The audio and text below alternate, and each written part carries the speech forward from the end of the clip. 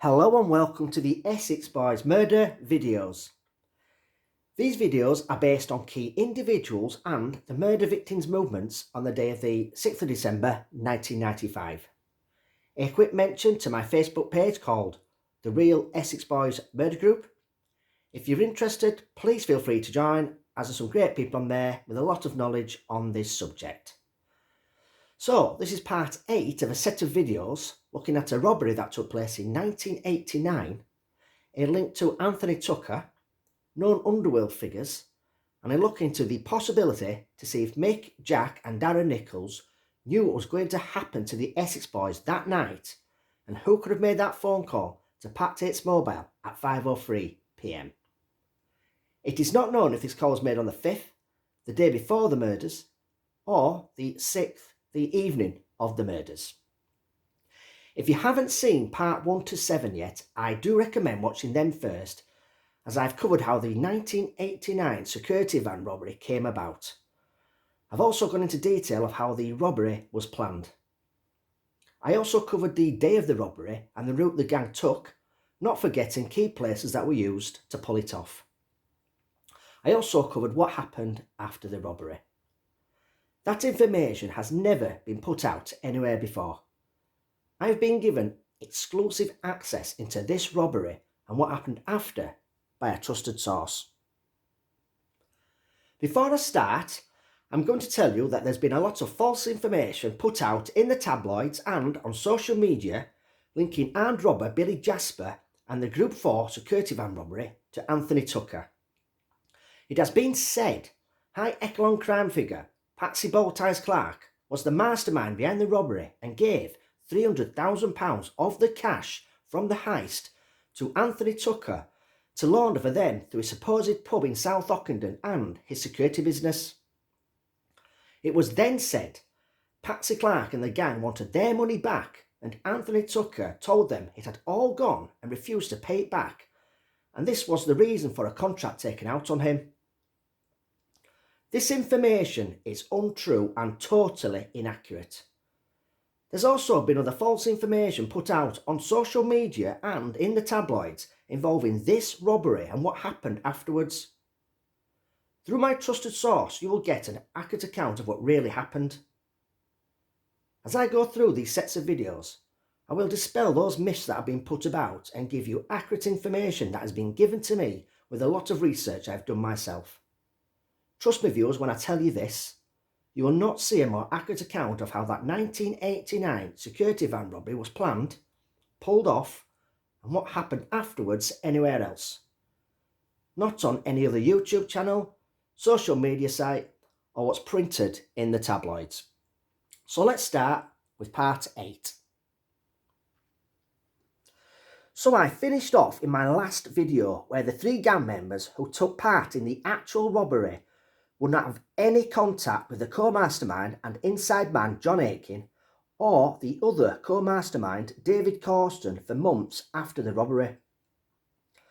This will be quite easy, as John Aitken had only met the 3 robbers, David Redwin, Roger Barkley and Mr T, on one occasion besides the robbery, which was at the Hollywoods nightclub in Romford, to plan the robbery.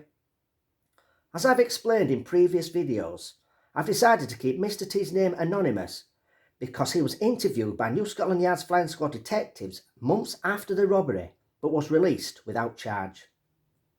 Unbeknown to them, Mr T played a pivotal role in the robbery, which I covered in a previous video. John Aitken lived many miles away from the others, so there was zero chance he would come into contact with the other gang members. He lived close to where he worked, which was the Group 4 security depot in Witham, Essex. After a short time on sick leave, he went back to work as a van driver for the company. John Aitken knew the other co-mastermind, David Causton, the most, as they were paired together on the van runs for the Group 4 security company in the past. David Causton had left the company months before the robbery. He lived right over in the Ipswich area and was also far away from the other gang members. After the robbery, he carried on working as a doorman at the Hollywood's nightclub in Ipswich. John Aitken and David Corson also agreed not to see each other for months after the robbery.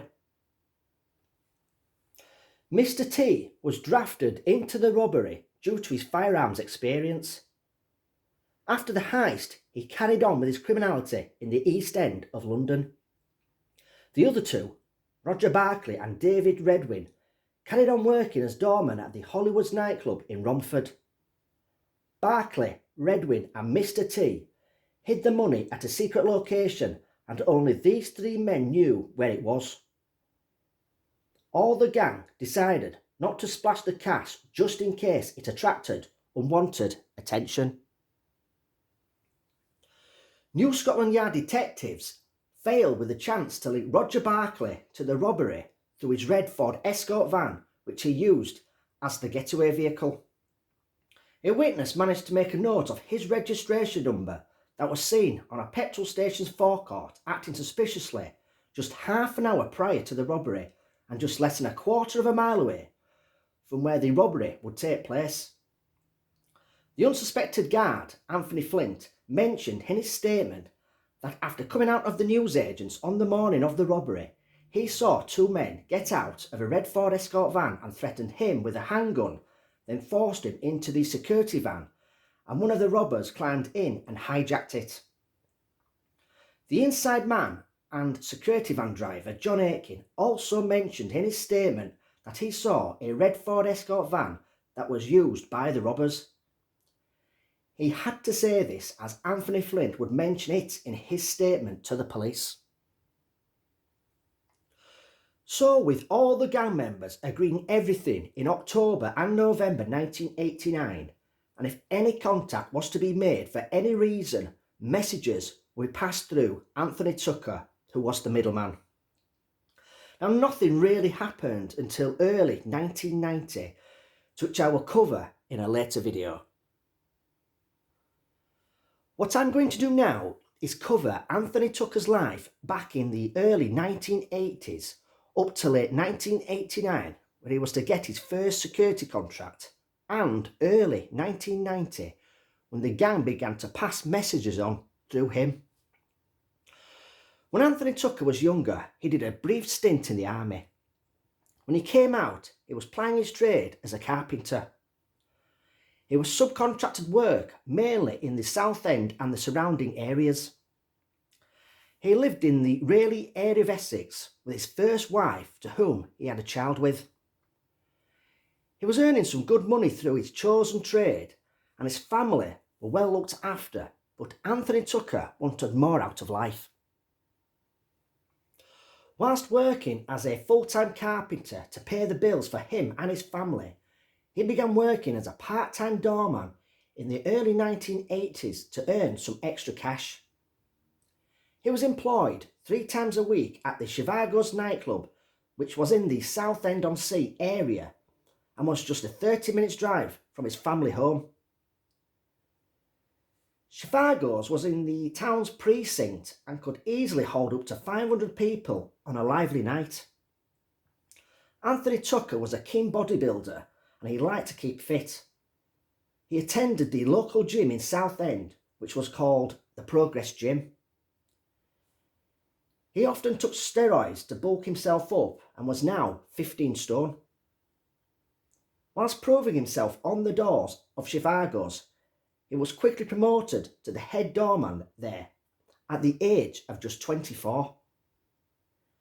If there were any problems with the locals at the Chicago's nightclub, he and the door staff would take them out to a back entrance and they would be dealt with swiftly.